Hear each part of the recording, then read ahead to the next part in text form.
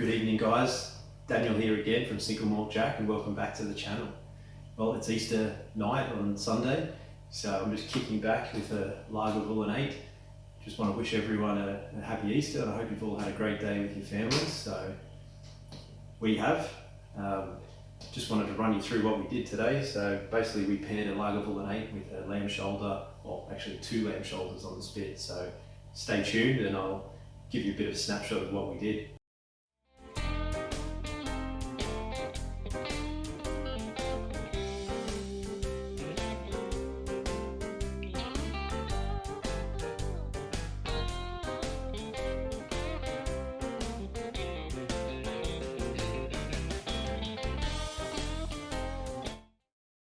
So I have to admit, I'm just sitting here, just getting to know and enjoying this Lagavulin 8. Haven't had too much time with it beforehand, so it's just a fantastic whiskey. I'm super full from today. We ate way too much lamb this afternoon with the family. We just had a fantastic day. I'm just going to run you through a quick overview of what we did today, so stay tuned and check it out, and we'll come back here and talk about this whiskey a little bit more. So we've just put the Easter lamb on. We've got 2 really nice lamb shoulders cooking now. They've been marinating for a little while now.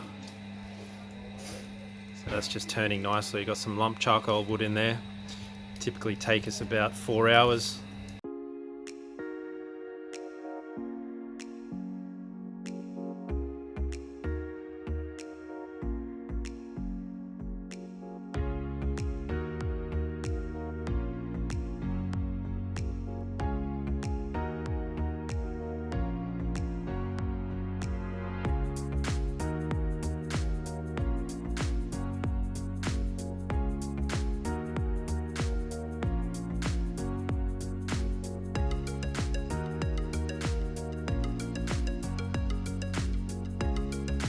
So this lamb is almost ready.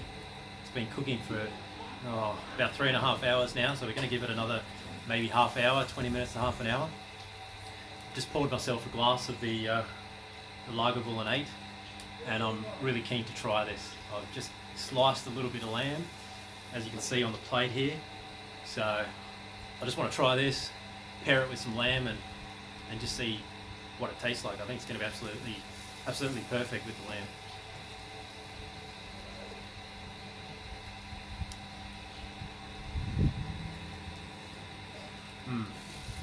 Now that is a proper whiskey. That is pretty strong. I think from memory 47%. So may even need a little bit of water just to get the flavour out of it.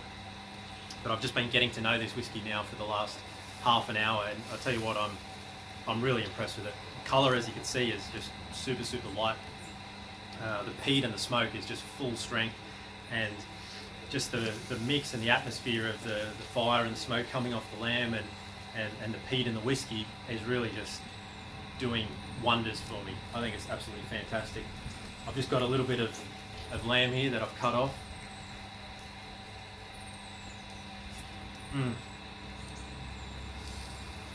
Oh man, excuse me.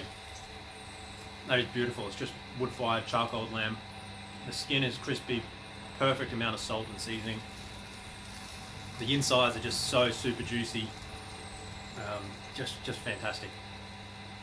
Really well. I'm so happy with this lamb. We're going to just have an absolute feast lunchtime for Easter today.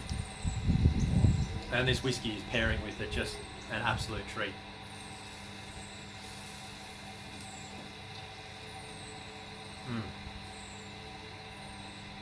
Whiskey is just accentuating the lamb flavours as well. It's just got a hint of citrus through there.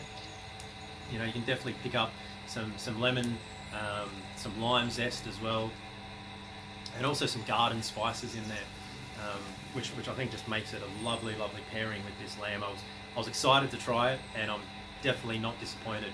If you're going to do a lamb roast or a lamb on the barbecue or a lamb on the spit, grab a bottle of this Lagavulin 8, because it's definitely not going to disappoint.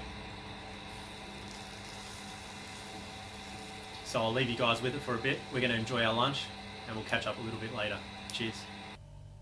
So I hope you guys enjoyed that. I know we did. We ate way too much. The lamb was just fantastic, and as you can see, the whiskey was absolutely fantastic. It paired so well with the lamb, but I didn't actually have a proper tasting glass with me today, so I just wanted to sit here with the Glencairn glass and just get to know the whiskey a little bit more. I didn't have a whole lot of time to do that today. So this Lagavulin 8 is just a fantastic whiskey. I think it's really, really unbelievable for an 8-year-old whiskey. Straight away, you can see the colour difference between this 8-year-old and the 16 that I've got back there. Obviously, it's only been aged for half the time. However, it's still full of flavour. It's got a great body, great flavour profile. It's been bottled at 48%, which is sort of basically on the higher end.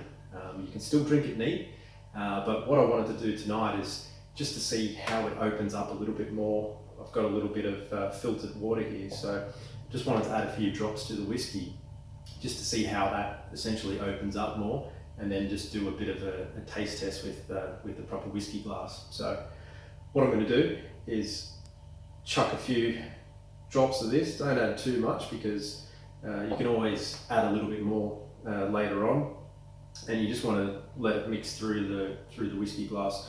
I like to do this when it's quite a high strength or a cask strength whiskey. So basically anything over excuse me, anything over about 45%.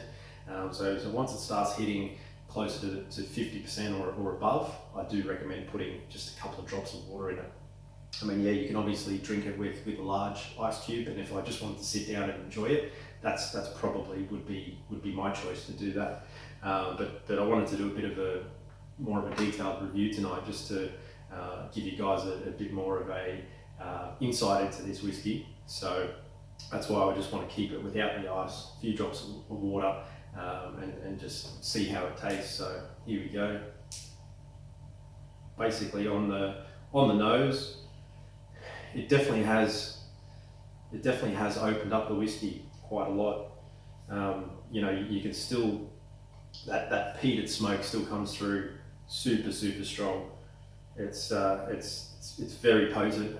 It's about 4 out of 5 for peaty smoke, but you've definitely got campfire coming through. You've got peppery notes. There are definitely citrus flavors in there. Not so much orange. I definitely read there was some orange notes in there. I taste, or smell, sorry, more lemon and lime. A little bit of sort of stewed cherries in there as well. And even a little bit of sort of smoked meat in there, I guess, as well. So that's why I think it paired so well today with that lamb shoulder on the spit on the fire. I think the pairing was really just a match made in heaven. I quite enjoyed it. Just going to take a bit of a taste on this one.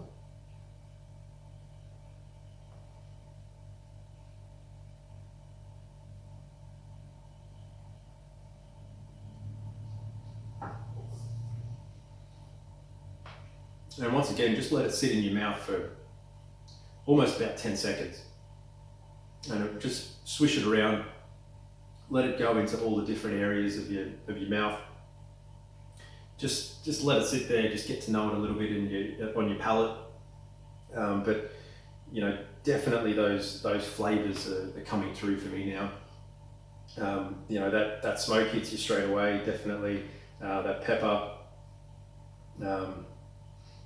Probably tasting a little bit more orange in there. There's a slight sweetness to it. It's definitely not a sweet whiskey. In terms of sweetness, I'd probably give that maybe 1, if I was generous, 2 out of 5. So it's definitely not on the sweeter side. It's a below average for sweetness. But peppery, bonfire, smoke, peat, all those big bold flavors are definitely coming through. And I think for an 8-year-old whiskey, it does have some really good complexity to it as well. It is a young whiskey, but those flavors are just absolutely fantastic. In terms of the finish,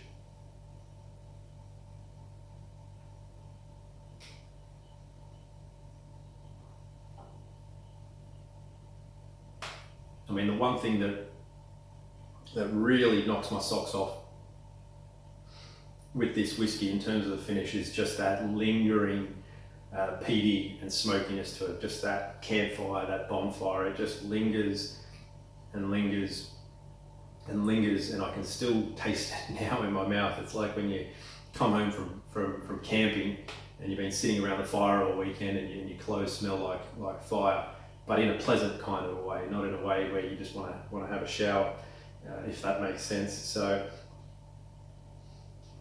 I just think that's an absolutely fantastic whiskey. I know I've said it a few times today, but it goes really, really well. I will be coming back and doing a review against the Lagavulin 16, okay, because this definitely, the fruity and the citrus flavors definitely come through a lot more in the Lagavulin 16. But from memory, I haven't tried this one for a little while now, for a few months.